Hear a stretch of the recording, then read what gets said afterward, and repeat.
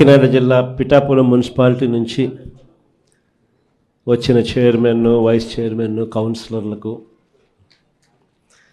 అదేవిధంగా ప్రకాశం జిల్లా మార్కాపురం నుంచి వచ్చిన ఎంపీపీలకు, ఎంపీటీసీలకు, అదేవిధంగా సత్యసాయి జిల్లా కదిరి నియోజకవర్గం గాన్లపేంట నుంచి వచ్చిన ఎంపీటీసీలందరికీ కూడా, అదేవిధంగా చిత్తూరు జిల్లా నుంచి కుప్పం నియోజకవర్గం నుంచి, కుప్పం మున్సిపాలిటీ నుంచి వచ్చిన కౌన్సిలర్లందరికీ కూడా, ఇంకా వేరే కాక ఆయా జిల్లాలకు సంబంధించిన ముఖ్యమైన నేతలు ఎవరెవరైతే వచ్చారో అందరికీ కూడా ముందుగా పేరు పేరున నమస్కారాలు తెలియజేసుకుంటా ఉన్నాను.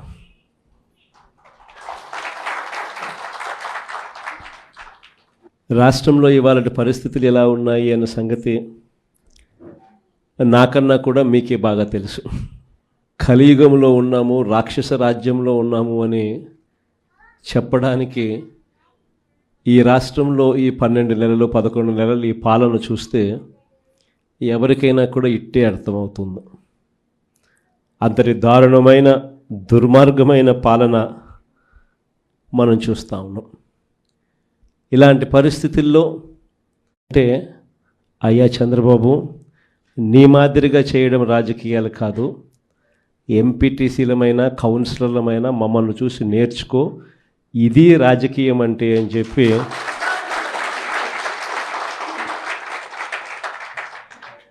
విలువలు, విశ్వసనీయతకు ఇది అద్దం పట్టే రాజకీయము అని చెప్పి చంద్రబాబు నాయుడు గారికి కూడా చూపించే గొప్ప తెగువతో ఇక్కడ ఉన్న కౌన్సిలర్లు కానీ, ఎంపీటీసీలు కానీ అందరూ కూడా గొప్ప తెగువ చూపించారు. మీ అందరి తెగువకు, విలువల పట్ల, విశ్వసనీయత పట్ల మీరు చూపించిన నిబద్ధతకు మీ అందరికీ కూడా హ్యాట్స్ ఆఫ్ తెలియజేస్తాను.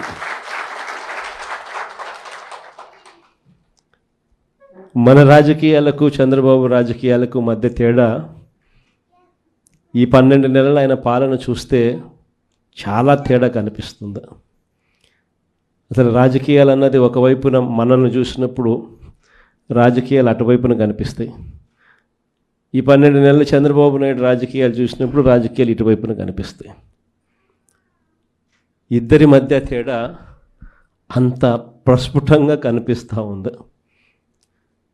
మనమేమో మన రాజకీయ జీవితం అంతా కూడా, మన ప్రస్థానం అంతా కూడా ఎప్పుడూ కూడా ప్రజలు మనకు అధికారం ఇస్తేనే మనం తీసుకున్నాం. దొడ్డిదారిన, వెన్నుపోట్లతోనూ మోసాలు చేసి ఏ రోజు కూడా మనం రాజకీయాలు చేయలేదు. మరోవైపున చంద్రబాబు నాయుడు చూస్తే ఆయన ప్రస్థానం అంతా కూడా స్టార్టింగే వెన్నుపోట్లతోనే స్టార్టింగ్. అక్కడి నుంచి మొదలు పెడితే ఆయన ప్రస్థానం సొంత కూతుర్నిచ్చిన మామను ఎన్టీ రామారావు గారిని వెన్నుపోటు పడడం దగ్గర నుంచి మొదలు పెడితే, ఆ తర్వాత అధికారం కోసం ప్రజలను ఒకసారి కాదు, 2 సార్లు కాదు, ఎప్పుడూ ఆయన జీవితం అంతా కూడా ప్రజలను కూడా వెన్నుపోట్లు పొడుస్తూనే ఆయన రాజకీయాలు సాగిస్తూ వచ్చాడు. ఆశ్చర్యం కలిగించే విధంగా ఇద్దరి మధ్య తేడా కనిపిస్తుంది. ఇక్కడికి వచ్చిన ఈ ప్రాంతాలకు సంబంధించిన సంఖ్యాబలం చూస్తే సత్యసాయి జిల్లా గాన్లపేంటలో 7 ఎంపీటీసీ స్థానాలు ఉంటే అందులో ప్రజలు ఓట్లేస్తే వైఎస్ఆర్సీపీ గుర్తు మీద గెలిచిన మన పార్టీకి సంబంధించిన వాళ్ళు ఏకంగా 7 మందిలో 6 మంది ఎంపీటీసీలు వైఎస్ఆర్సీపీకి సంబంధించిన వాళ్ళు.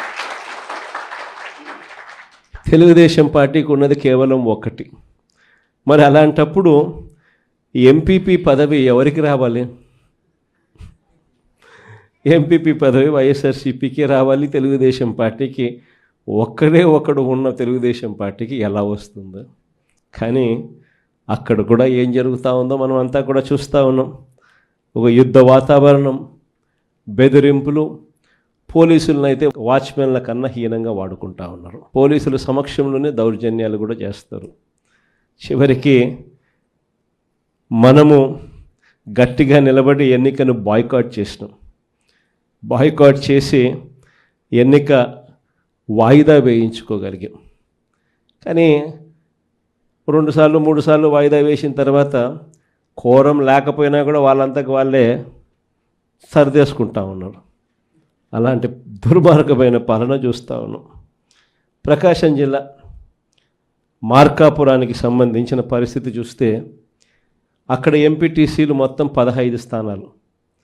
15 ఎంపీటీసీ స్థానాలకు వైఎస్ఆర్సీపీ తరపున ప్రజలు ఎన్నుకుంటే, ప్రజలు ఓట్లేస్తే మన పార్టీ గుర్తు మీద గెలిచిన వ్యక్తులు 15 ఎంపీటీసీ స్థానాలకు 15కు 15 మనవే. కానీ అక్కడ ఆటోమేటిక్గా ఎవరికి రావాలా? మనకే రావాలి కదా. అక్కడ కూడా మనం క్యాంపులు పెట్టుకోవాలా, పోలీసులు బెదిరిస్తూ ఉన్నారు. అక్కడ కూడా సూట్ కేసులతో ప్రలోభాలు పెట్టే కార్యక్రమం జరుగుతూ ఉంది. అయినా అందరూ కూడా మన వాళ్ళంతా కూడా గట్టిగా నిలబడుతూ ఉన్నారు. తెగువ చూపించి గట్టిగా ఒక్కటిగానే ఉండరు. నిజంగా ఇక్కడ ఎంపీటీసీలు అందరూ ఎవరు జారిపోలా, అందరూ ఒకటిగా ఉన్నారు. మీరందరి తెగువకు హ్యాట్స్ ఆఫ్ చెప్పాలి.